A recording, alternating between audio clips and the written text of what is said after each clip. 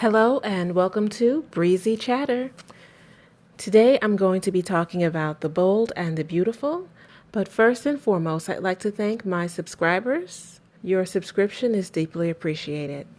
So, I'm going to be talking about Brooke and Ridge and Deacon and Hope. So, it looks like Brooke is at her wit's end, and she calls on Katie for some guidance about the rift between her and Ridge. And Katie is super supportive. She lends an ear, and she also tells Brooke that Hope deserves a shot at a relationship with Deacon. Katie and Brooke also reminisce about how painful it was growing up without their father being present. And when he did re enter their lives, it meant so much to them. So for Ridge to want to begrudge Hope that opportunity, Katie really just doesn't understand how Ridge could do that. And she also tells Brooke that she's doing the right thing. Meanwhile, Ridge and Brooke can't seem to agree with Deacon's involvement with Hope, and they've been arguing day in and day out. And of course, right when Ridge and Brooke are in the middle of one of their heated conversations, who just waltzes into the house? Deacon. And the fact that Deacon can just waltz into the cabin, he can just waltz into Brooke's home without any announcements, is even more infuriating to Ridge. And it surprises me that Brooke hasn't set any boundaries with Deacon. He should be coming on a set schedule, they should be expecting him, and he should not be allowed to just walk in. But, Deacon has carte blanche at La Casa de Brooke. Of course, Ridge is fuming at the sight of Deacon. And of course, Deacon is very humble. He waltzes in and he says, "Hey, Brooke, are you ready to learn some more martial arts?" And of course, Ridge is puzzled by that statement, and he's looking to Brooke and he's like, "Martial arts? What's going on here?" And of course, Brooke had to explain that Deacon has been teaching Hope some karate moves. Deacon doesn't waste a moment to explain to Ridge that he has to come to grips with the fact that he's a part of a family with Brooke and Hope. And he also put a little dig in by saying, "Well, yesterday we were a happy family at that." And that just infuriates Ridge. And of course, Ridge starts with the cheap shots and saying that he must be trying to hit Hope up for money by giving her these karate lessons. And he's saying, "Oh, you're still shacking up with Sheila." And Deacon had to set him straight. And he let him know, "I'm living in a storage closet in a restaurant." He said, "They're taking a chance on me, and I don't want to mess this up." And I think that sort of pulled at Brooke's heartstrings, the fact that he's living in a storage closet. Even though there's a bar there, he's resisting the temptation. Ridge also calls Deacon out because he sees Deacon and he knows Deacon's agenda. And he tells him, "You're after my wife. I know why you're here." And of course, Deacon tries to play it off, and Brooke, she doesn't even know what to say or what to do. I think she's embarrassed by the whole situation. And I think she's embarrassed that it's Ridge this time that is the aggressor. It's Ridge that's chopping this man down, and all he really wants is a relationship with Hope. At least that's what Brooke believes. So Deacon does excuse himself, and he tells Brooke and Ridge that he doesn't want any trouble. He's just going to go and see Hope. Brooke was thanking him for leaving, and she was showing him support throughout the argument, and Ridge couldn't understand it. He's like, "Oh, you're supporting him? Like, what is going on here?" So when Deacon meets up with Hope, he's letting her know that, just a heads up, Brooke and Ridge are going at it. They're arguing. Deacon and Hope are eavesdropping on the argument between Ridge and Brooke. And I guess it was good on them because they learned some things. Number one, they learned that Taylor is back. And number two, Hope learned that Thomas may soon want to have more time or pursue full custody of Douglas. Of course, in the midst of the arguing and conversations between Ridge and Brooke, Ridge does bring up that Taylor is back in town. And of course, that does not make Brooke feel warm and fuzzy.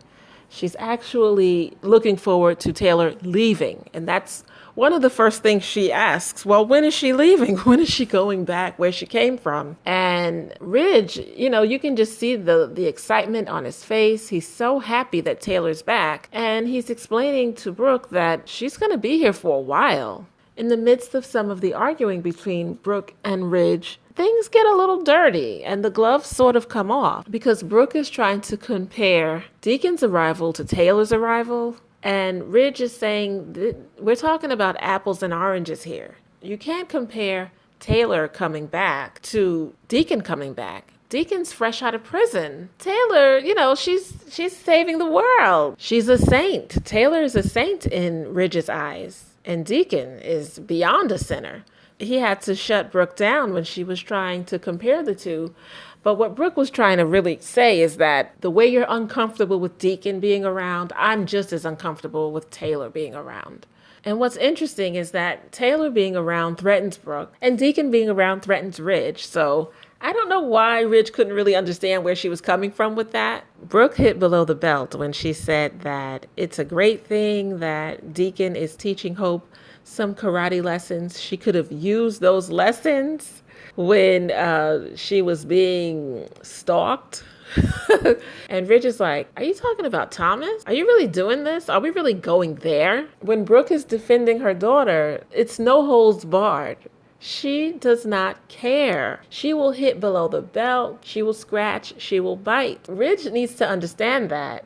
I mean, she really took some cheap shots at Ridge. Really cheap shots. And this is her husband. And she's defending Deacon to no end just so that her daughter can have a relationship with him. It should speak volumes to Ridge. It should really tell him something that when it comes to Hope, he is a no account. He does not account for anything when it comes to Hope and Hope's happiness. And I think it's starting to sink in because he did say to Brooke, it just seems like you're not ever going to see things from my perspective.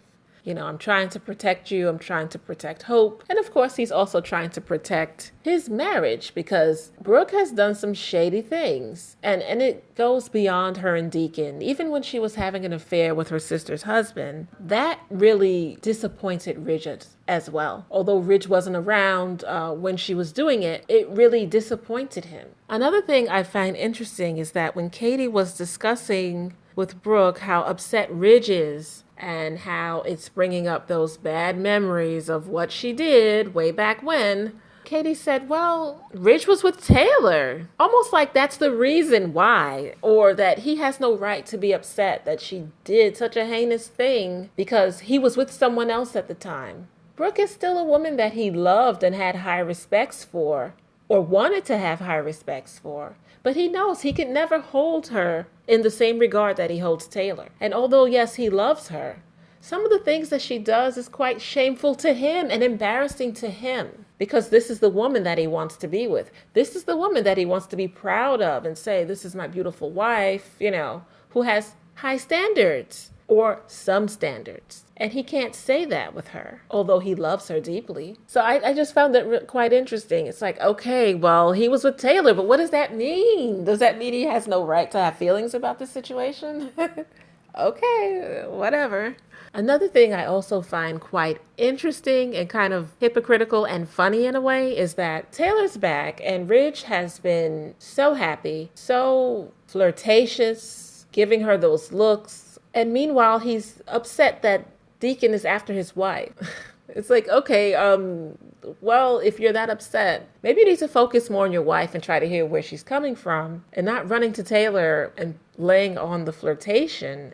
Ridge is being Ridge. He's doing what he always does, and he's just flirting with the ladies. And he doesn't realize that maybe he's moving kind of shifty. Maybe he needs to straighten himself up. What I found to be kind of sad is when Ridge stormed out on Friday and Hope and Deacon were eavesdropping. When they realized the coast was clear and Ridge was gone, they come into the house to confront Brooke and she's crying. And Hope is saying she's sorry and Deacon's standing there and she's saying to her mom, if you want to talk about this. I mean, come on, Hope. You think I want to talk about this with Deacon standing there? I said, Hope, where's your brain? It just really, that just annoyed me. And then Brooke excused herself and went upstairs and Deacon left. And I'm sure he left skipping to work because he knows it's only a matter of time before he will be able to make a real move on Brooke. And she may be open to it. But we'll have to wait and see what happens there. That is my commentary. And if you enjoyed, hit like subscribe, and leave comments. Thank you for your time. Until next time, ta-ta.